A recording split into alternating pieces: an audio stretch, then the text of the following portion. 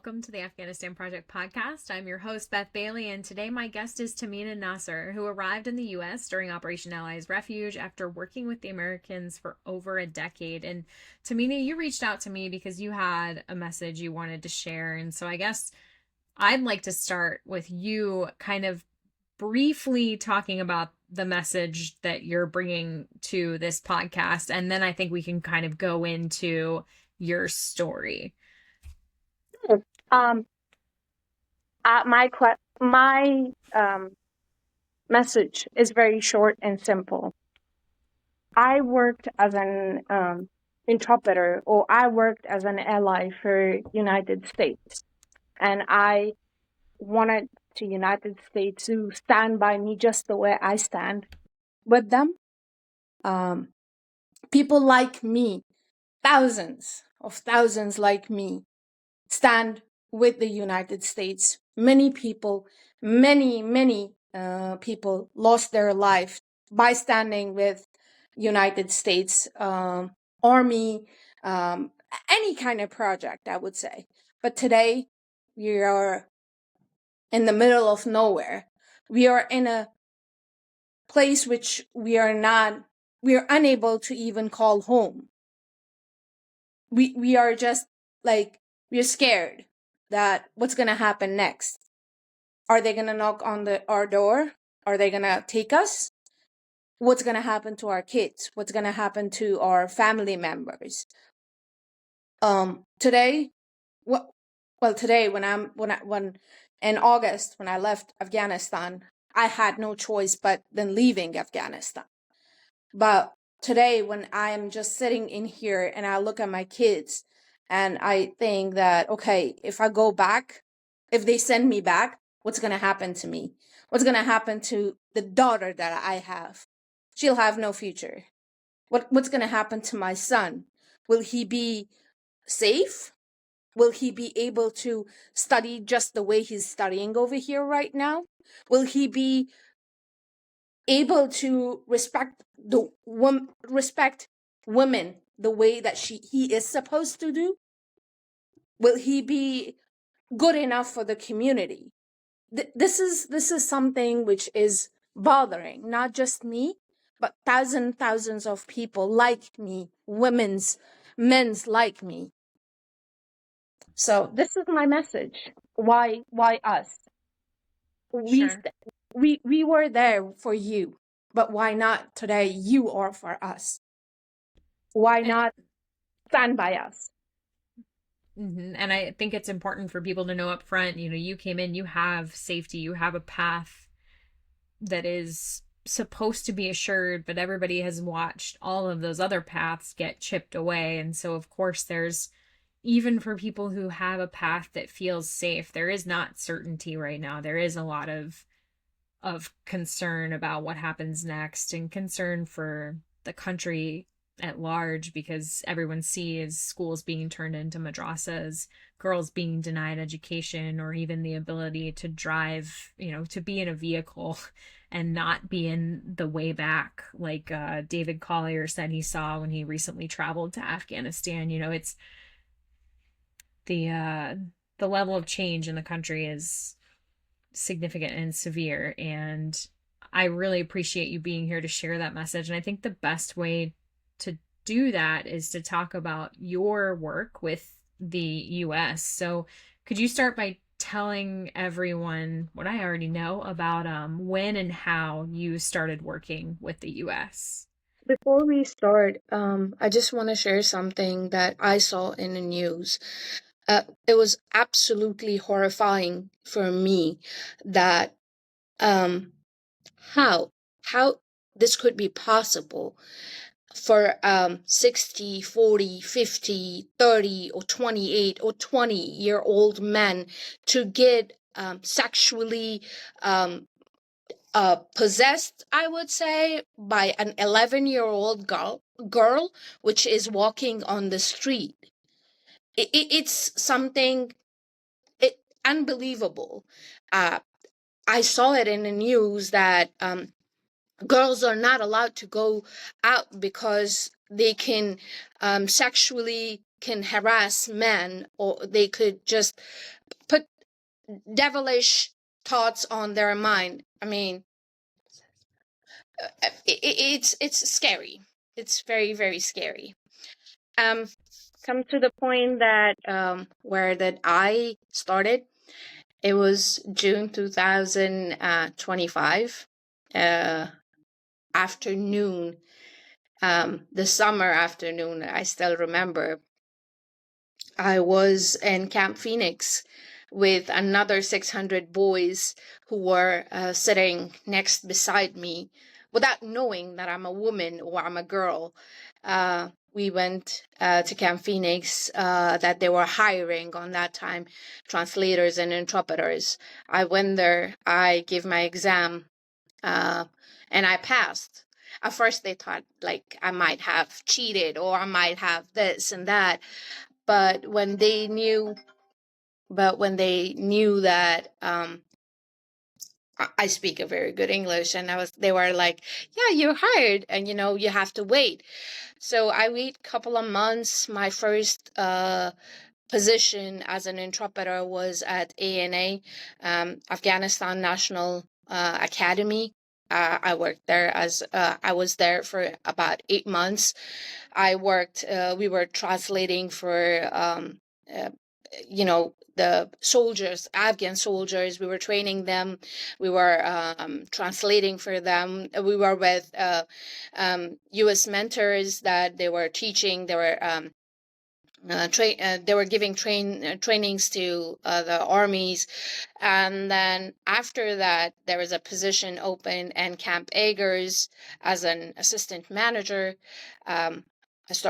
I applied for it, I got selected, and from there we were going to different bases. My especially main place that I was going a lot was Bagram, that I was going back and forth. Many things happened in the middle of this situation when I was an interpreter. I was abused. I was cursed. I had to change my house many times because of security reasons. That because I was working with U.S. Army, so I was, I was not allowed to. I was a woman, no matter what. I was a girl. How can a girl work with the U.S. Army? Oh my God, she's a girl. She's in, shush. You have to be a girl. You have to be. I don't know. You have this sounds funny, but yeah. And then from there, I started working at Camp Eggers. I have worked with General Livingston. I worked him while when he was getting retired. I was his translator. We went to different bases. We were translating. Then after that, I worked through an logistic company that I was working with. Indirectly, we were supplying U.S. Army logistics to different provinces like Kandahar, like Helmand. These were places that we were supplying logistics to them. And then beside that, I also worked with Afghan women human rights through U.S. Embassy, that I was helping them on many small projects that they were helping women that they were on shelter houses, like because of rape cases, because of family abused and stuff like that. So yeah, this was just long 14 beautiful years that I am proud of, and I believe that if anything like this again, I would see Afghanistan to be free.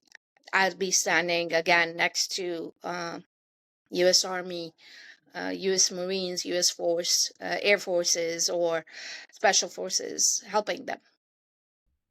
Sure, that makes perfect sense. And so I know that over those 14 years, you said that you faced some difficulties too with violence in terms of, like Taliban attempts on the bases that you worked on and on, I think, a cab that you were driving in at one time. Can you talk about those incidents as well? Yes. One time, I was there was a cab driver that because of security reasons, I just only had a cab driver that he was driving me and picking me up from a point where I was working, and he was the only one I could trust. And they put a mine in my car. I was injured. I had a few I had a few bones broken. My driver was very, very badly injured. But I never stopped. And one time I was in Camp Phoenix base. We were just like um, inside, and the attack happened. Uh, it was not just an easy time for me to do it. Like every 6 months, I had to change my house because of my family, because my family were like they were sending us threat letters, they were sending us threat calls, they were putting stones on our house, breaking our windows and stuff like that. Yeah, it happened. Yeah, that's very scary. And so the interesting thing is, it sounds like you could have qualified or at least applied for special immigrant visa just from that work in and of itself, but that's not how you came to the US during the withdrawal, is it? You came because of your sister? Is that, can you Yes. explain that?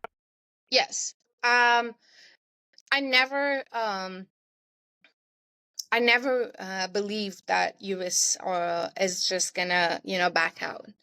I never had, I've never dreamed of it, because by the time um, Afghanistan collapsed and things were happening, that was the time when I lost my dad, and I was like in home. My sister, it was my dad's. We have like a funeral, yearly funeral for my dad. It was like a year that my dad passed away. My sister came to visit us, and we were sitting at home, and my sister was planning to come, and I was telling her that, situation's not okay in here. We are hearing a lot of news and stuff like that. But my sister was like, no, I have to come. I haven't met you guys over a couple of years. I have to see you guys, and I cannot, I let you down because we lost our dad, and I was not there for you.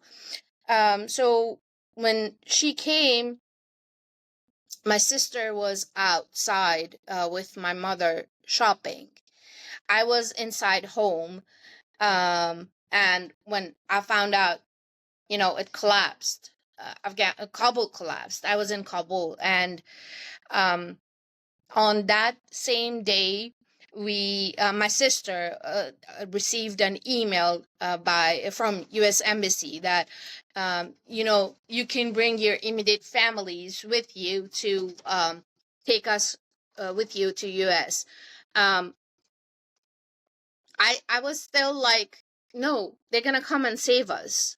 U.S. Army is not gonna US is not gonna let us down. It was just not, on that moment, it was not just US Army. It was just US is not gonna, turn their back on their Afghan allies. But my sister was like, no, we have to go. Until the time by there was a knock on my door, and my mother opened the door, and there were three men standing with like big turbans on their head, like big clothes and everything. And they asked, where's Tahmina? My mom was like, she went out. So they said, they asked my mother that when she's coming back. So they said like, My mom said, I don't know. She just went to get some groceries. So they went down. They went down two stairs, and one of them called from downstairs that my mom closed the door, and they like, yelled out loud that say, "Who are you?" So they knocked again the door, and my mom opened, and they asked that, "Who are you?" My mom was like smart enough that she said that I'm the neighbor, I'm their neighbor. So they said like, we are waiting downstairs. When she comes, please let us know. And my mom was like, okay. And that moment, my sister looked at me and said that, do you still want to wait? And it was not an easy decision for me to leave. Then my sister brought us to the airport. We attempted 2 times, actually 3 times. On the fourth time, we were able to get in through Abbey Gate. On when the blast happened in Abbey Gate, we were 30 minutes ahead of that blast. We crossed that river, and we got into the airport. We were in there that we heard the blast, and we found out, like, we saw the news that there were so many people killed in there. So yeah, my sister brought us over here, and I'm thankful to her that if she wouldn't have made this decision, I would have been dead by now, I guess. Well, and I mean, the future that your children would face, it's just there's so many levels of difficulty that you would have experienced if that were not the case. How did your sister, was she a citizen? Is that how, had she worked also for the US, or did she come in through a different path? No. Yes. If I tell you that my whole family worked with the U.S., it wouldn't be wrong. My dad was a doctor. He worked with France troops, translating from French to English, English to French. So he basically worked for the both French troops and U.S. Troops. And I was working. My sister worked for U.S. Troops also, but she was working at the same company that I was working, but she came ahead of me through an SIV. That she got her citizenship. She had her citizenship, and she, by the time when she came, she was a citizen. She was a resident of United States. My brother worked with U.S. Army. Yeah, we all worked. Yeah. Wow. All in the family. I think, well, I mean, it would be hard to have a family that, half of you supported the Afghan government and half of you did not. I don't think I guess there are probably some families like that, but I doubt that they all talk Absolutely. very much. Um, yeah, that's incredible that she was able to help you in that circumstance. And as I said, I'm sure with your, work history, you could have also qualified for an SIV. But it would have taken longer to get to the point where, if it, depending on when you applied, I mean, there's just so many unknowns there. And so I'm glad that you all were able to get out. But from there, when we talked about this before, you said that you thought that the tensions in your life were going to disappear when you got out of Afghanistan, and that was definitely not the case. And so, when did the tensions begin just after? I mean, because obviously everyone experienced tension during the withdrawal. But what about after? Where were you taken? What were the next days and weeks like for you? When we start the journey, we were at uh, Afghan IT base at the airport, I would say. We were there for almost a week. We were just on the we didn't had any bed, we didn't had any pillows, we didn't had any food. Like, I still have the pictures, and when I see it, I cry. Um, my kids, my sister kids, my mother. Um, it was not an easy thing. We were there for a week. Then from that, we went to Qatar.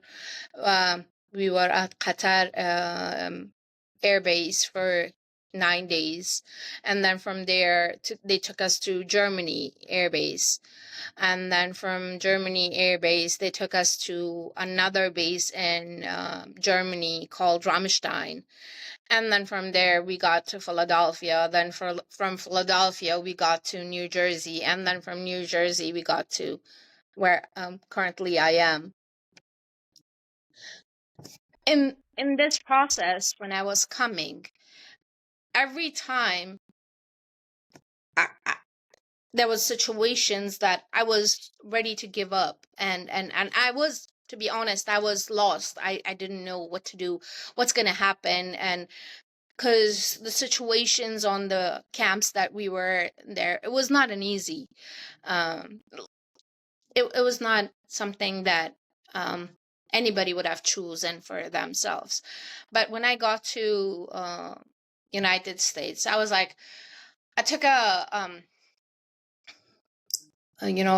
breath, and I said, now, okay, this is home. I'm home.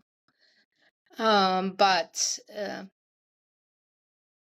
soon the reality slapped on my face, and it's like, no, it's not gonna happen. The struggle I went through, I didn't had any work. I didn't had my documentation on that time ready. Yeah, I applied as an asylee. My asylum was not approved. My work authorizations were about to expire.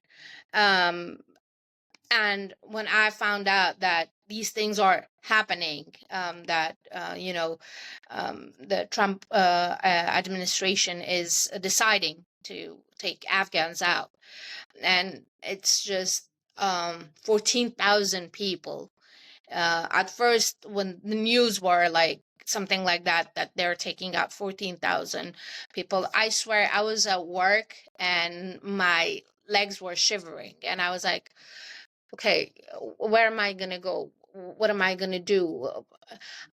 For days, for nights, I wasn't able to sleep. I wasn't able to eat. I wasn't focused. I was totally in a state of shocked that what's gonna happen. My kids couldn't go to school. My daughter couldn't go to school because she was like, they're gonna come and take us. We are Afghans, and they're gonna come and take us. Mommy, I don't want to go back. I don't want to die. I don't want to go. What's gonna happen? My kids were they never, like, they had their state ID, they had their proper documentation. I've never seen my kids taking any of those paperworks anywhere before that, but they were taking their paperwork and everything. They didn't want it to be, they were scared, and as a mother, I was feeling that I'm failing. I'm failing apart. That had to be really difficult. So you said you have an asylum application in process. Is that true? No. Oh, No, okay. my asylum has been approved. Okay. I have recently applied for my green card, Right. and that has been, I have received a paperwork, which has been, the paperwork has said that it has been approved. They're working on it. They're working on the case. Right. They'll let me know. So, Right. yeah. And those are all I've heard that the green card issuance is taking forever. It was paused for a time. I don't know if it has been resumed at all at this point. So that is obviously concerning. Yeah, you said That's another case. To be honest, every day now since schools are off and everything, when I go to work, I tell my kids, I tell my mom, don't open the door for anyone. Make sure the doors are locked. Make sure the windows are closed. Um, if anybody comes, like, make sure not open the door for anyone. They're scared. They don't go anywhere. They are just, they're scared. We are scared.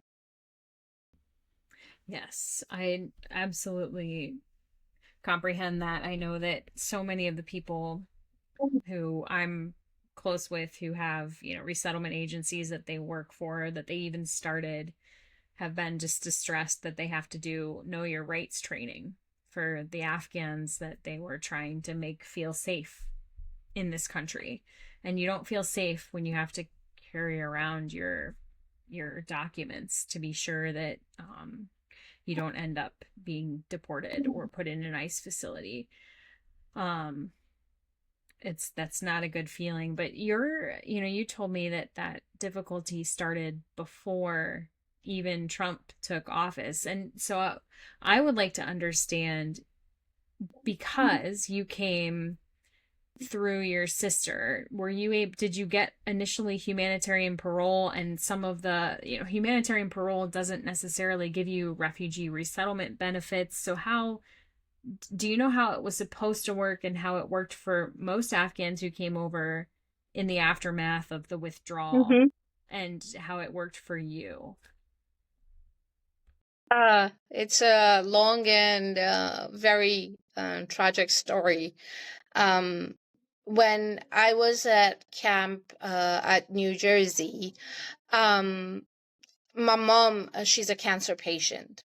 So she couldn't bear the pain that she was on the camp. And every time we were visiting the doctors in the camps, they would have just give my mom either ibuprofen or Advil, or they would have said that, I'm sorry, there's nothing else that we can do.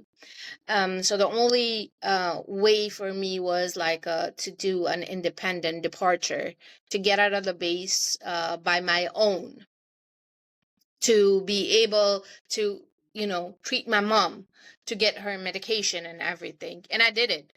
I feel on that time, on that situation that I made a good decision. But later on, I had to pay the price, because by the time when I got out, I didn't had my work authorization. I wasn't able to work. I went to each and single organizations. I knocked their doors. I cried for them. I told them my story. None of the organizations in the state that I live in helped me. None of them. Even my own people. They heard my story. They shake their heads, but their hearts were stoned. They weren't.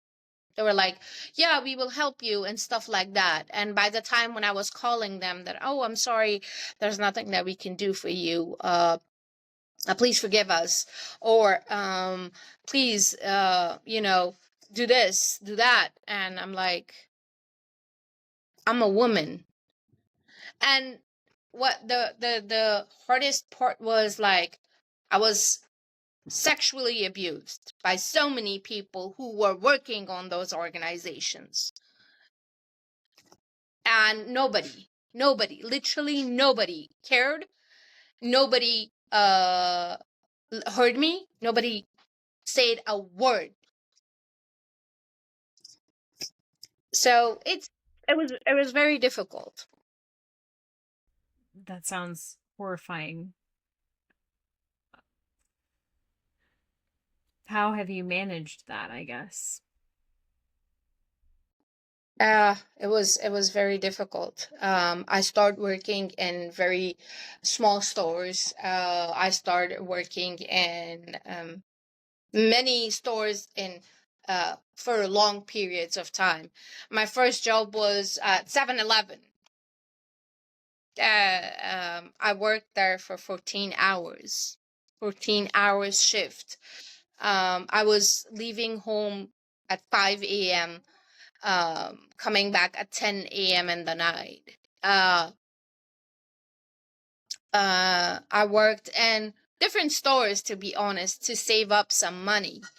I didn't know how the system works in here, worked in here. So my boss that I was working on his store, he told me that I was looking for house. I was talking to different organizations while I was on my breaks. I was calling them on my lunch times. I was going visiting their the Catholic charities, the organizations that I was there, and asking them if they could, at least they could like sign a house for me. So I would be, and I was telling them, I'll pay half of the money, but at least just, you know, be my co-signer, get me a house. Then my boss told me that it's not going to happen. You have to have a credit score to get a house and stuff like that. And by then I started to figure it out that uh, to build a credit for myself, to get a house, to now I live in an apartment, which is 1 bedroom, 1 kitchen and 1 bathroom. I'm happy with it. I'm satisfied. But when when they were bringing us in here, they were telling us that you're going home, you're gonna be safe, you're gonna be helped, you're gonna be you'll feel home. But they brought us from a war zone and left us in the middle of nowhere with no help. When I sit down, or when I'm just like thinking, I feel like I have the capability of speaking. I have the capability of reading. I have the capability of, reading the signs, or, talking to people and stuff like that. But just imagine there are so many people that didn't know the language. They were just left out. It's not my story. It's a story of thousands like me. There were women that they were not educated. There were men that they helped the U.S. government, but they didn't know what to do, because where we lived and where are we living currently, it's totally two different things. There are two different countries.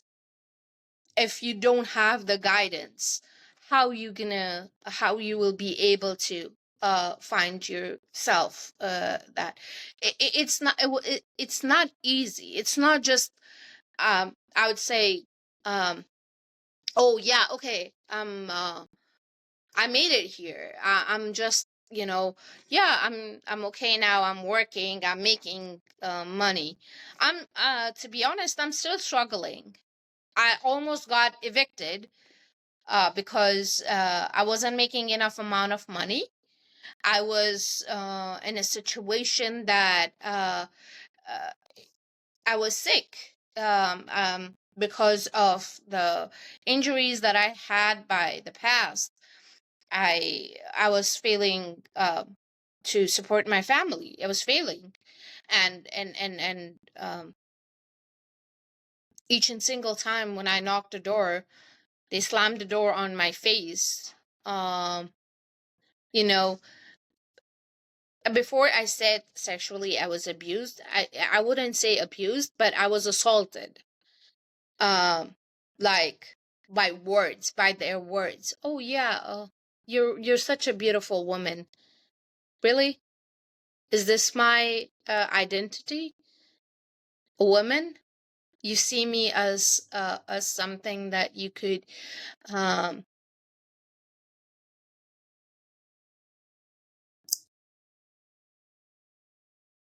even imagining it, even um thinking about that moment hurts me. So people were, I think the word that comes to my mind is like objectifying, turning you into less than a human, and just, it's about your looks and your gender and that kind of thing. Is that what you're describing? Yes. I remember that I went to even on the offices, on the organizations that I was going. I was on the time when I was asking them, I was seeking help from them, and I had my resume with me. I was giving my resumes to them that, I'm not a beggar. If you have a job, give me a job. I'll work. If you think that I'm just like I'm a loser, I'm not. Uh, just give me a job. I'll support my family. But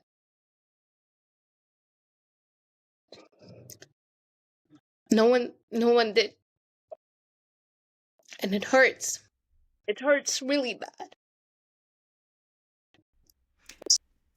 Yeah, as someone who takes a lot of pride and self-worth in her career, I can completely understand that. And it's, to go from, all the things you described that you did in Afghanistan are so important and so much a part of this greater effort to, bring the country away from the influence of the Taliban,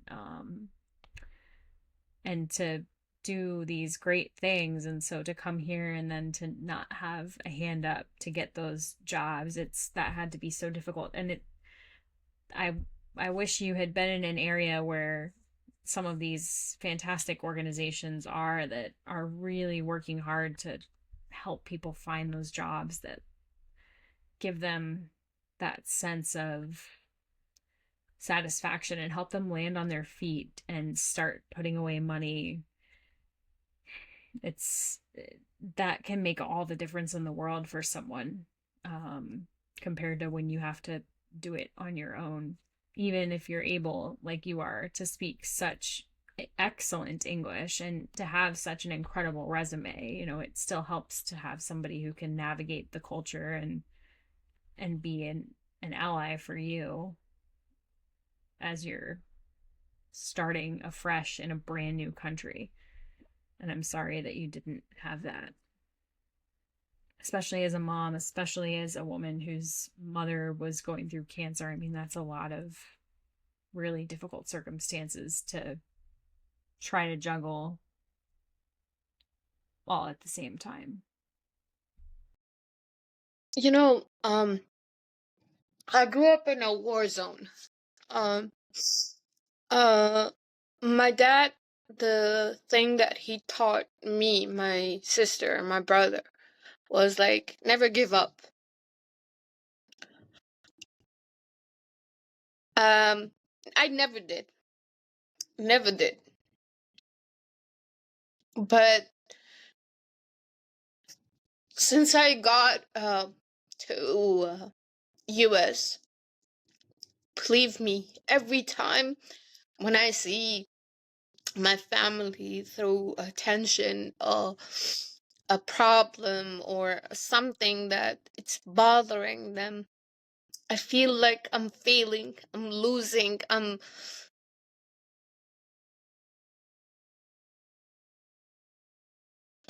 sorry, I'm just getting too emotional. But it coming here was not an easy job. I will always be thankful to my sister that she brought me here. She gave me a new opportunity of living. She gave me a hope. But every time that somebody would have slammed that door on my face, I would have feel that failing. It's very difficult. I completely understand that. It's been, and I think now it's an even more emotional time because of all that uncertainty and stuff. And please don't apologize for having emotions. I was in tears the other day when France 24 asked me to come and talk about the situation for Afghans in the US. And I was telling the woman before the interview started about a case I had heard about, of just, it just broke my heart. And when I was relaying it, we turned the camera off and I had a couple hours to finish preparing, and I just started sobbing because I just couldn't handle it anymore. It was just too much sad to carry. And I've gone through 4 years only losing it a couple times, and it's just like, no, it's hit a fever pitch. This is a really hard time, and you are in it in a way that I'm not. And I don't know. It reminds me of when I was going through my divorce, and every day felt like the end of the world. So I understand from that angle too. It sometimes are really hard, but hard times make people who don't give up, and that doesn't help right now. It doesn't help now, but there's that moment in the future that I'm sure is coming where you'll be able to take a breath and think, wow, look what I did. I mean, I remember exactly the minute when I got through the slog of post-divorce life and just had 5 minutes to sit on a couch with my kids and not have my life exploding. And just, it was the first time I had been able to have a minute for years. And it was an incredible minute. And then, of course, everything started exploding again. So it sounds like it's one of those seasons, but it doesn't make it any less painful. It's not. You said about your divorce. I met my husband when I was working with the troops, and that was the time when I was working with a tour of General Livingston. He was on his last tour of visiting Afghanistan, and he was leaving. I met him on that time, and I was introduced by a friend. We talked. We were like, but then when General Livingston was leaving, we took a picture. I took a picture with him, and he asked me, "What do you want to be in the future?" And I said, "I want to be future of Afghanistan." I had that picture, and he printed that picture. He had it written on that picture that, to the future of Afghanistan. I was abused. I was sold by my own husband. My bones were broken. My kids went through tough situations. I went through a very, very deep depression because I was working with the U.S. Army. My husband was like, "Yeah, you're a cheap woman. I don't know how many times you might have slept with those soldiers. You are disgusting. You're this, you're that." My son, my husband broke my son's nose. He burned them. He used to cut me off. I still have the scars on my hand, on my different parts of my body that he used to cut me off to just see me in pain.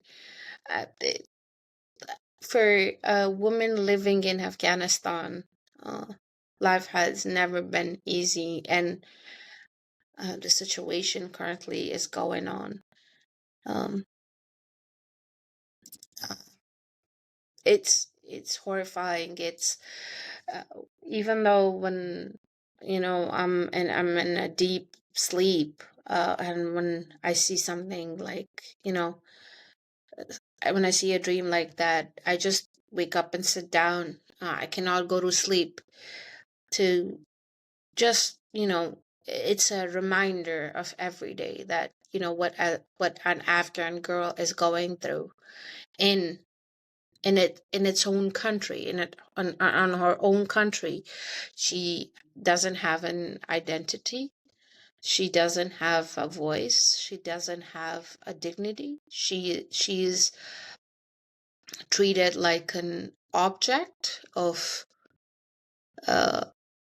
she can be just, you know, like a slave, or like, I wouldn't say a slave. Maybe a slave might have a right, but a woman doesn't have, in Afghanistan, a woman doesn't have anything at all, like literally nothing, which is very, very difficult.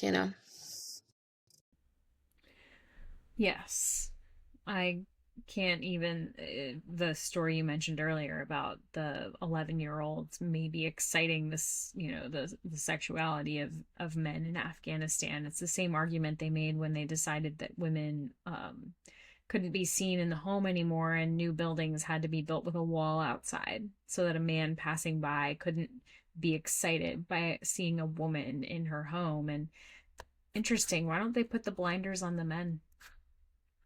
Anyway, that's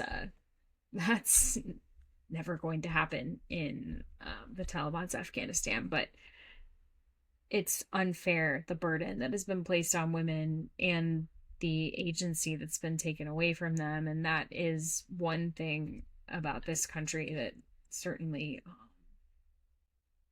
is an improvement over that situation. But Tahmina, I want to give you the opportunity. Is there anything we didn't talk about today yet that you would like to discuss before we close things out? Because I feel like we've gone to a lot of places, but I want to make sure that we've covered everything that you want to get off of your heart. Well, all I want to say at the end is that um, we're like travelers, or we are just in my country, we don't belong in there. And in here, we also don't belong. So all we're just, I want is to please stand by us. Uh, you know, help the people who needs help. Stand by them. That's that's the only thing I wanna do. You know, and the dream that I have is to see my country to be free again. To see my people smiling again, to see the girls going back to school again, to have the rights that they are supposed to have. It shouldn't be that hard of an ask, right? I hope that that happens too, sooner rather than later, because every year that goes by is not just a year lost. It's a lot more than a year that will have to be made up again. I mean, if you look at the Taliban's first rule, it was 96 to 2001, but it took 20 years to reverse all of that to the point that it was, the point that things were at in 2021 when the Taliban took control again.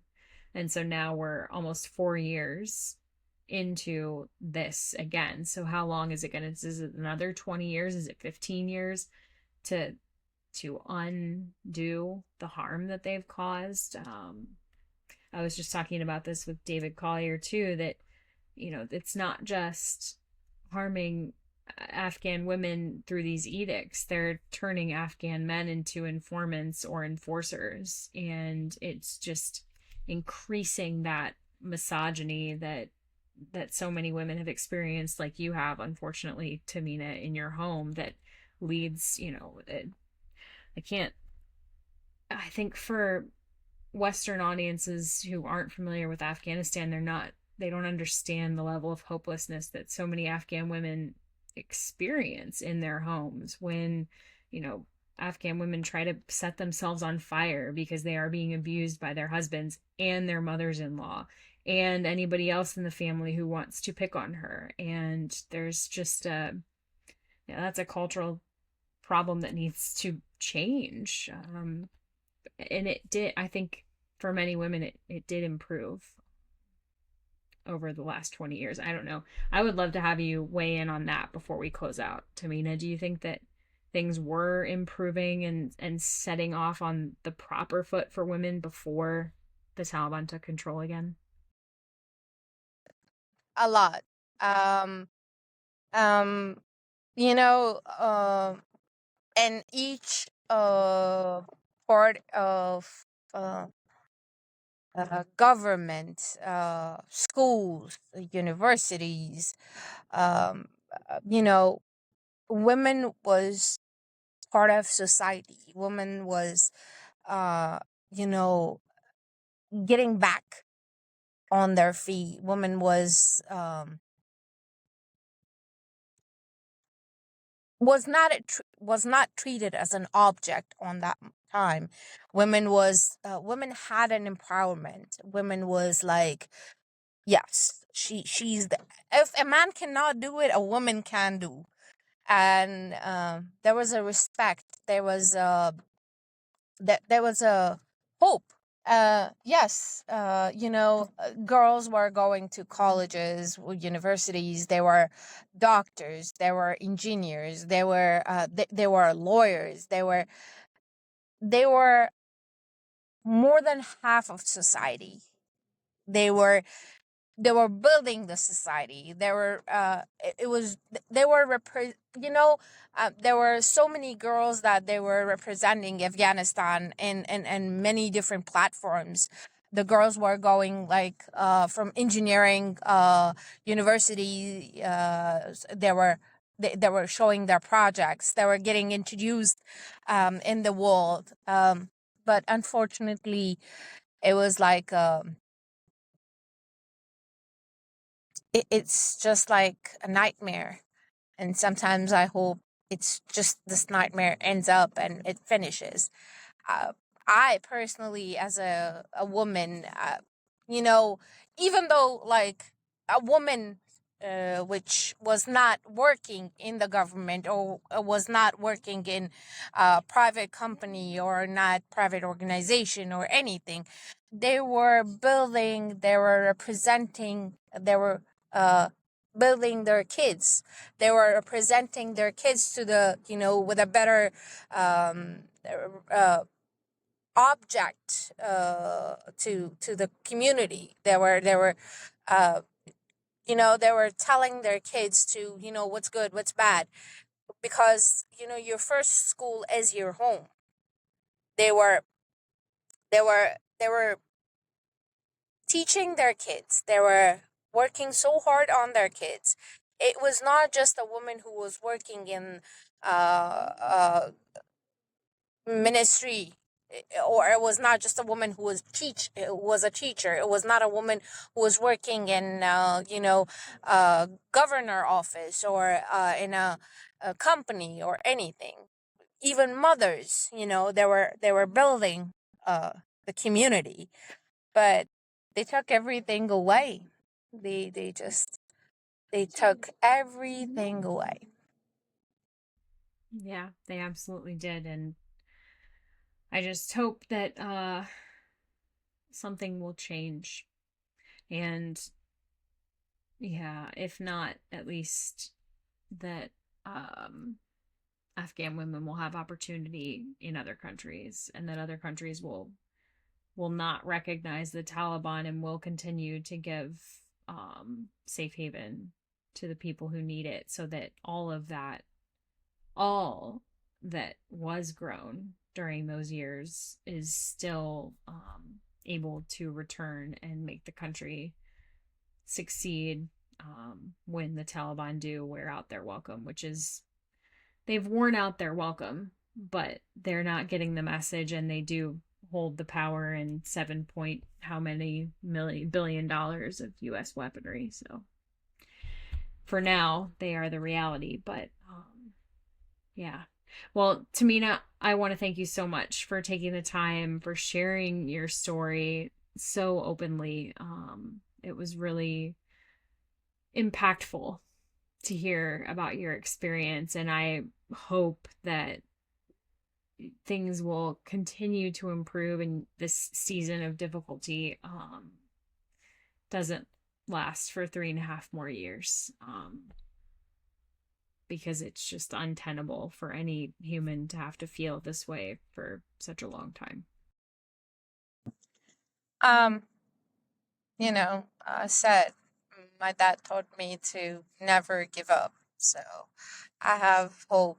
And this dream that each and single of us saw, that we'll have a good future. We'll have a better future. It'll come true, hopefully. I'm hopeful. I also have that hope. It's what keeps me going when times get tough. Well, thank you to everyone who joined us today, for sharing your time, for supporting the people of Afghanistan wherever they may be. Tasha Kaur, and hope to see you all again soon.